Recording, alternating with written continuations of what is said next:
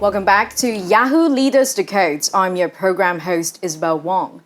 Today we're going to talk about the evolving landscape of ESG, where rising investor demands, tighter global regulations, and increased awareness among consumers on sustainability are driving unprecedented growth in this space. And this has also driven up demand for ESG-related solutions. And one company is leading the charge in this transformation. Joining us today is Mark Blick, CEO and Executive Director of Diginex, a pioneer in the ESG RegTech space. Mark, thank you so much for joining us on the program. Thank you, Isabel. I'm very happy to be here. Before we get started with the conversation, I'm just going to briefly introduce you for our audience. Mark has been with Diginex since June 2020, spearheading the company's mission to democratize sustainability through accessible, affordable, and intelligent technology solutions. Under his leadership, Diginex has emerged as a global leader in ESG reporting and supply chain risk management, empowering organizations of all sizes to navigate their sustainability journeys with ease. Mark brings over 2 decades of experience in scaling businesses and driving innovation, having held leadership roles in client services, distribution, and joint venture startups across industries such as professional services and oil and gas. Today, Mark is a sought-after thought leader in ESG and also corporate sustainability, helping organizations worldwide to achieve meaningful impact and also align with global standards. Mark, first of all, congratulations on your success for the record-breaking IPO for Diginex. And my first question for you is, what would you attribute the success to, and how has the market responded since your NASDAQ debut? Our IPO on January 22nd of this year in 2025 was a defining moment, not only for us, Diginex as a company, but also for the overall sustainability RegTech sector. We saw extraordinary support from investors, which reflected not only confidence in our company and our business model, but also growing recognition in ESG compliance as a global imperative. With the support of investors, since our IPO, this has helped make us one of the best performing NASDAQ IPOs in the past decade. And I can attribute this to several different factors. Number one, of course, our innovative SaaS products, and I'm sure we'll come to that in a second. Number two, the strong global leadership team that we have in place. And number three, in a recognition of our ability to address the critical global challenges within ESG compliance and sustainability. Our performance to date recognizes the market's recognition as our role as one of the leaders in this industry.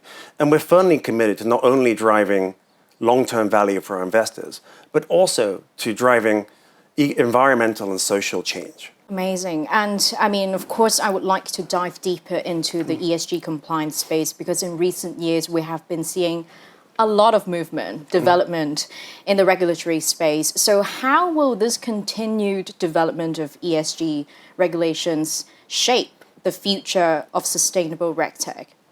Regulations are critically important, and they're important because it transitions and transforms the way that companies think of sustainability and ESG. It moves it from being something which companies thought was maybe a nice to have and maybe could be conducted as a separate standalone project to a company's core strategy, to an activity which is fundamental to how a company operates and prepares itself for business resiliency and future-proofs itself against future potential external shocks. However, with increasing regulation typically comes increasing complexity. And what we're here to do is really help companies as they navigate the waters of complexity within regulation and try to increase the addressability of the market for all companies to participate. We've often said that, yes, ESG stands for environmental, social, and governance. But equally importantly, it stands for earning, survival, and growth. So for us to be able to demonstrate to companies that by reporting on sustainability and by engaging in this process, they can earn more by participating in global supply chains, where ESG and sustainability disclosures are often an increasing mandatory part of the procurement process. They can survive for longer by participating in all new forms of innovative, sustainable finance and green finance products. And if you can win more clients and you can get access to cheaper forms of capital, you can grow as a company. And that's what we're really focused on helping companies do. Right. And let's talk about your products, which you mentioned slightly earlier. You do have a suite of products like Diginex ESG, Diginex Lumen. So what makes these solutions unique compared to other existing ESG platforms on the market?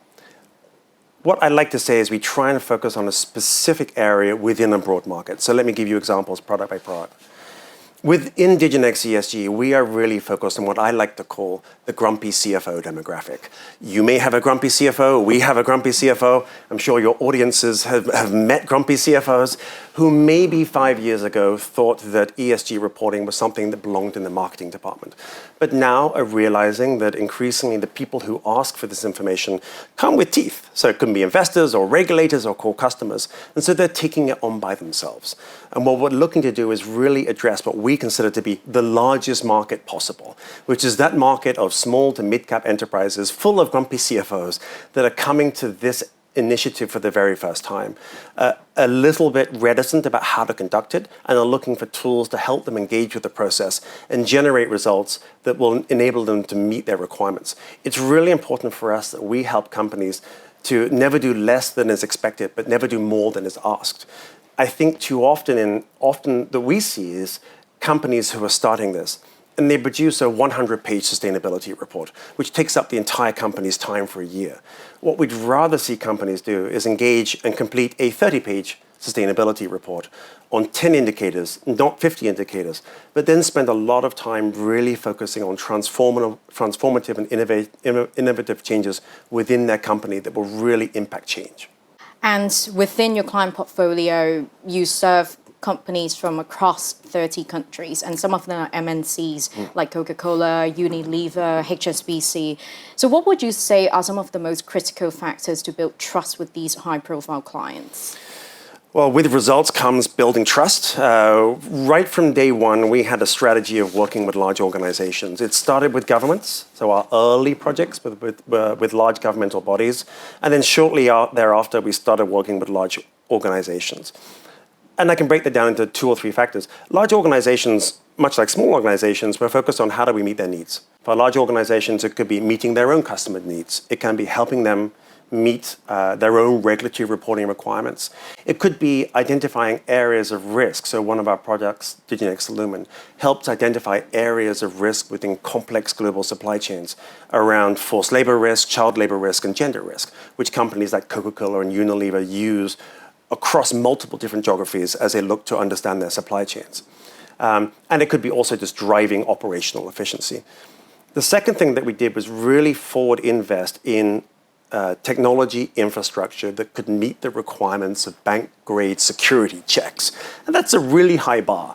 And I think we came about this in a way which is often dissimilar to a lot of organizations who would build the product and then try to build the complex infrastructure afterwards so they can meet these requirements. Whereas we deliberately forward invested in highly complex technology which can service banking enterprises, organizations, ratings agencies, and meet their requirements, and that was important for us. And I'd say the third thing, which is really important with large organizations, is patience. They move at their own speed, and we have to meet them where they move. Wow, it's definitely a very complex skill sets that you guys will need to nail. And let's talk about growth for your company. Which industries or regions are you looking for expansion, and what's your strategy for growing your global customer base? So we have a multi-layered approach to growth. First and foremost, since you mentioned the industries, we already cover 77 different industries. And within that, our natural first industries are those that are already subject to a large amount of scrutiny for ESG and sustainability disclosures. So you can think chemicals, manufacturing, logistics, oil and gas, those types of industries which already have had investors, regulators, and customers are looking at them. But we grow beyond that, looking at more and more industries every year. Beyond that, we look at geographic expansion. We already have clients in 30 countries around the world, but we're looking to further expand, particularly into Europe and North America. And just this week, we announced a large partnership in the Middle East focused on UAE and Abu Dhabi, which will lead to material growth of our presence there. And then lastly, our distribution channels.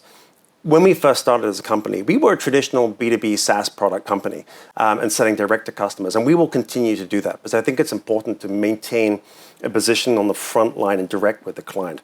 But increasingly, we're working with our channel partners. So I can mention a few, HSBC, and helping them deploy sustainable finance to the customers within commercial banking, as they look to identify those companies that may be appropriate candidates for sustainability-linked loans and green finance products, help those companies identify areas which they can improve on and qualify for access to these new forms of capital. Second of all, we recently announced a partnership with Russell Bedford International out of London, a large accountancy and professional services firm, and about offering them and their clients tools with which they can meet their own ESG disclosure and reporting requirements. And then, of course, I should mention Fitch Ratings, one of our early investors when we were just getting started, and working with them on their innovative new product, Sustainable Fitch. Amazing. So it seems growth across geography is still part of your strategic priorities. Absolutely. And what is your path to profitability and what's your strategy in terms of revenue growth? The path to profitability is very clear, and I can break it down into two components. First of all, we have our organic business. So here I'm looking at how do we scale our software platforms, how do we expand our recurring revenue, and of course, how do we improve operational efficiency. I think that's very important as we grow as a company. And then second of all, we have a very aggressive, accretive acquisition strategy where we're currently looking at thousands of companies to see where we can combine our own existing portfolio of products with some of the best platforms and features out there in the market and take those to our clients. Our expanding client base, together with ever-increasing market demand, we're very confident that we can achieve profitability in the near future. Now let's talk about the future. Looking ahead, where do you see Diginex will be in the next 3 to 5 years? Any milestones you're looking to achieve? Many. So in the next 3 to 5 years, we really want to be the leader in sustainable RegTech.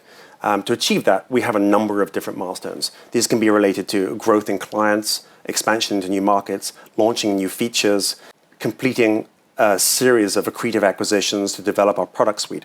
And then really importantly for me, being synonymous with demystifying ESG and sustainability disclosures and making it possible for companies around the world to understand how to engage in this process and to not only do well as a company, but also to do good. And that's really our vision. Amazing. That's a huge mission to commit to, basically clarifying any confusion around the ESG reporting space. And finally, what message do you have for investors who are actively evaluating Diginex as a long-term growth opportunities? Diginex is at the forefront of a transformational industry, and that industry in and of itself is just in the foothills of tremendous future growth in the next years and decades ahead. With the growing recognition of ESG compliance as a priority, we're uniquely positioned to be able to capitalize on that momentum. With our track record in being able to successfully deliver award-winning software technology to our clients, with our strong relationships with those clients, and with our commitment to sustainability overall, we offer a compelling long-term growth opportunity. And we welcome investors to join us on this journey as we go back to our vision of how do we help as many companies in the world to do both good and also to do well. Mark, thank you so much for sharing your insights with us on the program, and we wish you all the best for the future. Thank you, Isabel. It's a real pleasure to be here. And that's it for this episode of Yahoo Leaders Decode. If you would like to stay up to date with the latest on technology and finance, check out hk.yahoo.com. Until next time, I'm Isabel Wong.